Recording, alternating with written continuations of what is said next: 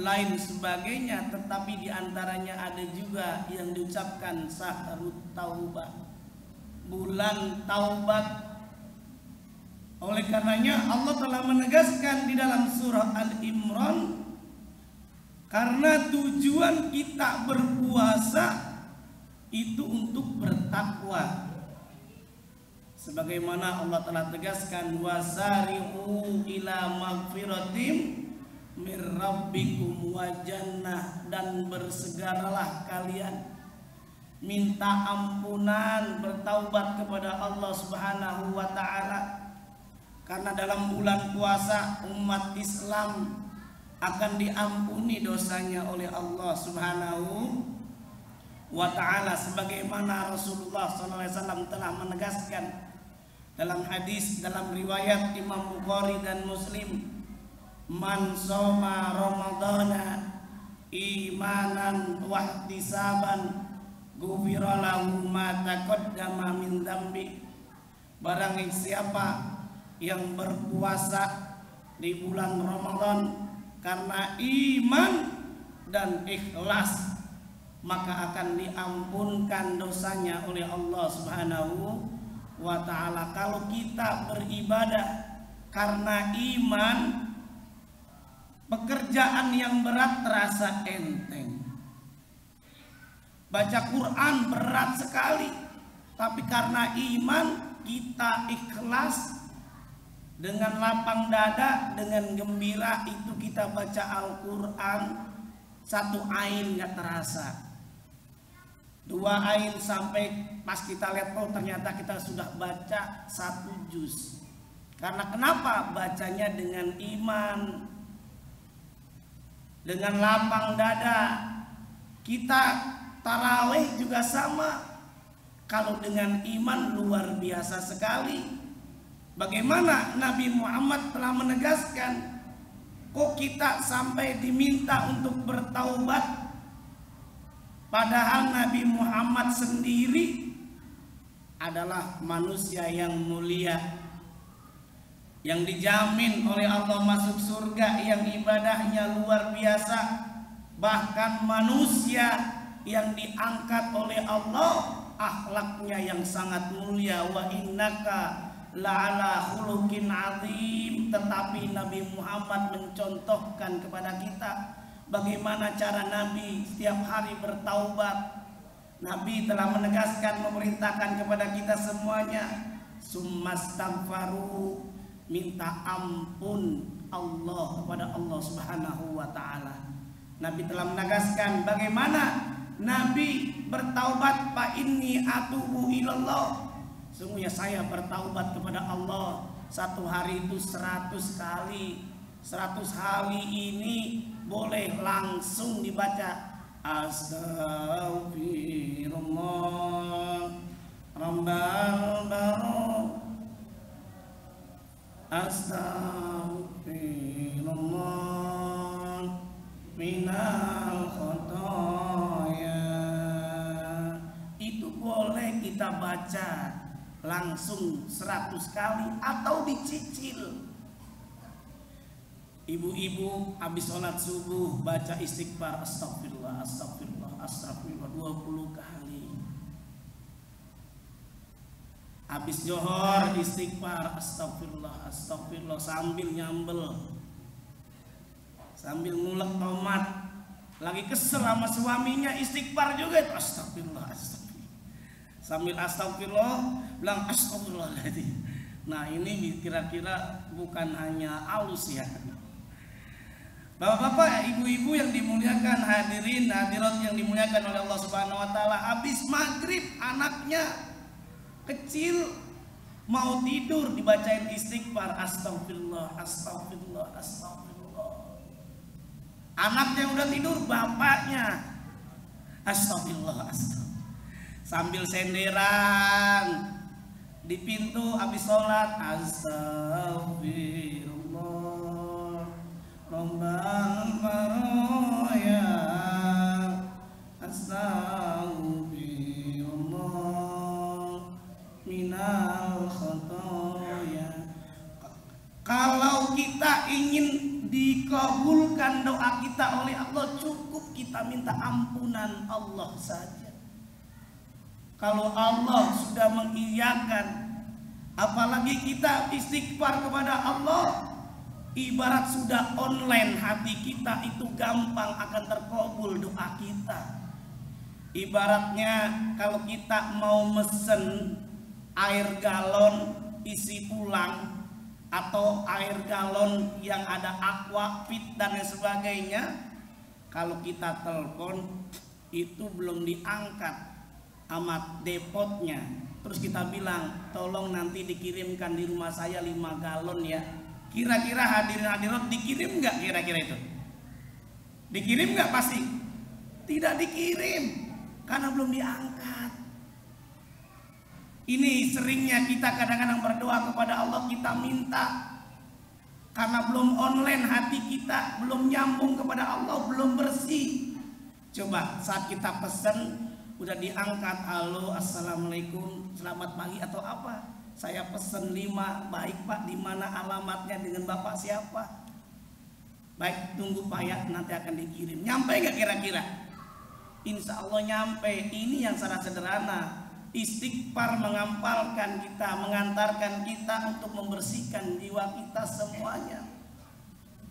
Sampai-sampai Imam Abu Nuwas kalau mau dia istighfar, dia sering membaca Ilahi lastul firdausi ahla wala aqwa 'alan naril jahimi fahabli taubatan waghfir dzunubi fa innaka ghafirudz dzambil azimi.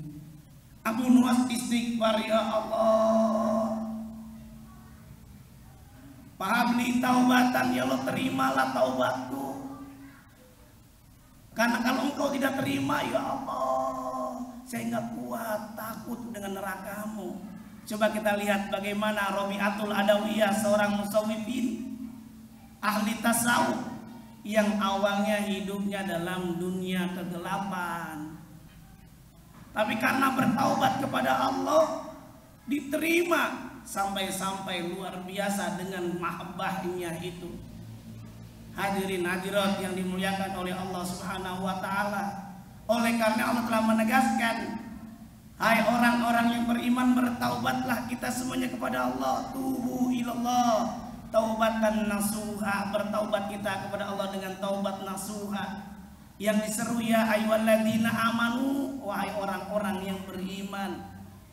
Taubat nasuha bukan taubat sambel. Kalau taubat sambel gimana kira-kira? Pedes, ambil lagi, makan lagi, tobat sambal. Tapi kalau tobat nasuha, kita istighfar, kita renung rezeki kita, oh ada hak orang lain.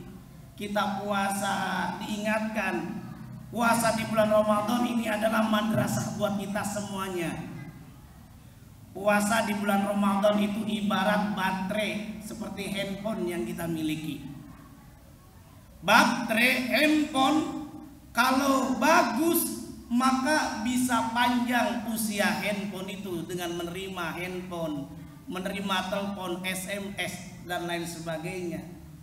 Tapi kalau baterai handphone walaupun dicasnya lama, kalau soak kira-kira bagaimana? Lama nggak Pak? Dipakainya lama apa cepet? Cepet. Ini juga sama, bulan Ramadan keimanan kita lagi dicas nih. Apakah keimanan kita baik atau tidak? Kalau keimanan kita baik, maka akan menjadi baik nanti di 11 bulan yang lainnya. Karena makna Ramadan yaitu Ramido Yarmadu Ramadan, yang artinya pembakaran. Harapannya dosa kita akan diampuni dosa oleh Allah Subhanahu wa taala. Syawal, nanti habis bulan Ramadan naik Syawal, meningkat amal ibadah kita. Tak lain tak bukan menjadi mukmin, menjadi muttaqin, agar kita senantiasa ada amalannya. Di antaranya senantiasa bersyukur kepada Allah Subhanahu wa taala. Dengan kita bertaubat, kita nikmati, kita bersyukur atas nikmat Allah. Coba kita renungkan hadirin hadirat, kalau kita berpuasa, tidak makan, tidak minum, pas maghrib minum.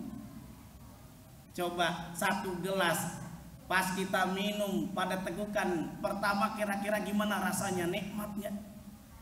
Beda nggak saat kita tidak berpuasa minumnya, Pak? Saat makan beda nggak? Ini dibandingkan, semestinya kita termasuk hamba yang bersyukur. Kenapa? Tujuan kita berpuasa bukan hanya la'allakum tattaqun, tetapi la'allakum tashkurun, agar kita semuanya bersyukur kepada Allah Subhanahu wa ta'ala. Bersyukur itu gampang. Nabi menjelaskan kalau kita ingin bersyukur jangan lihatnya itu ke atas, lihatnya ke bawah.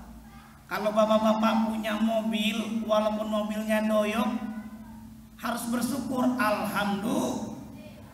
alhamdulillah. Jangan lihat ke atas. Tetangga naik mobil Camry nanti semaput. Ibu-ibu biasanya punya emas, dia nggak mau tetangganya emasnya lebih banyak. Tetangganya emasnya gedenya sepelek beca, pingsan. Karena kenapa? Ngelihatnya bukan ke bawah tapi ngelihatnya ke atas. Coba kalau kita ngelihatnya ke bawah, ketika kita punya mobil butut, kita bersyukur, alhamdulillah saya punya mobil butut, tetangga saya punya motor. Kata tetangganya bersyukur, alhamdulillah saya punya motor butut. Walaupun butut tapi bisa jalan. Tetangga nggak punya motor, punyanya sepeda. Kata tetangganya yang punya sepeda, alhamdulillah saya punya sepeda. Tetangga saya nggak punya sepeda, jalan kaki. Kata yang jalan kaki, dia bersyukur, alhamdulillah saya bisa jalan kaki sehat, terbebas dari asam urat, kolesterol. Dibanding tetangga saya ada yang sakit ke rumah sakit. Katanya masuk rumah sakit, alhamdulillah saya tidak dirawat di rumah sakit, ini cuman berobat saja. Ada tetangga saya diopnam di rumah sakit. Yang diopnam di rumah sakit bersyukur juga, alhamdulillah Allah masih berikan usia panjang. Tetangga saya ada yang meninggal dunia. Jadi lihatnya bersyukur. Nabi menjelaskan, unzuru ila man huwa asfala minkum wala tanzuru ila man huwa fawqakum fa innahu alla tajdaru nikmatallah. Nikmat rasanya kalau kita buka puasa, umpamanya ketemu ama air bening, ketemu ama nasi putih ama garam, itu terasa nikmat rasanya. Bersyukur kepada Allah. Ditambah sayur asem dendeng 10, alhamdulillah nikmat rasanya. Coba kita lihat, bersyukur itu sangat luar biasa. Bersyukur tidak hanya dengan hati kita, dengan lisan. Perbanyaklah kita ucapkan berzikir, karena orang yang bersyukur didentikan dia berzikir kepada Allah. Wadkuruni azkurkum washkuruli wala takfurun. Kita ingat, kalau kita sering berzikir, bersyukur dengan mengucapkan lafaz Allah, insya Allah saat kita emosi, saat kita mengendarai mobil, tidak binatang di Ragunan keluar, Pak, tapi ucapan astagfirullah. Makanya Gus Dur pernah ngomong waktu masih hidup, ada kiai, ada ustadz, ada supir Kuantas Bima. Rupanya dia ceritakan anekdotnya bahwa ternyata yang masuk surga itu bukan kiai, ustadz duluan. Yang masuk surga supir. Pas ditanya, kenapa supir duluan masuk surga? Rupanya dijelaskan sama Gus Dur. Katanya malaikat cerita, itu kenapa yang masuk surga duluan adalah supir. Karena kalau kiai, ustadz, kalau ngajak yuk kita sholat, belum tentu sholat. Yuk kita istighfar, belum tentu istighfar. Yuk kita baca Quran, belum tentu baca Quran. Ini supir ugal-ugalan. Metro Mini, Kuantas Bima, ugal-ugalan. Karena ugal-ugalan akhirnya pada takut semuanya penumpangnya, jadi baca istighfar. Pas keren mendadak, astagfirullahaladzim, Allahu Akbar. Inilah yang jadi menyebabkan dia masuk surga. Hadirin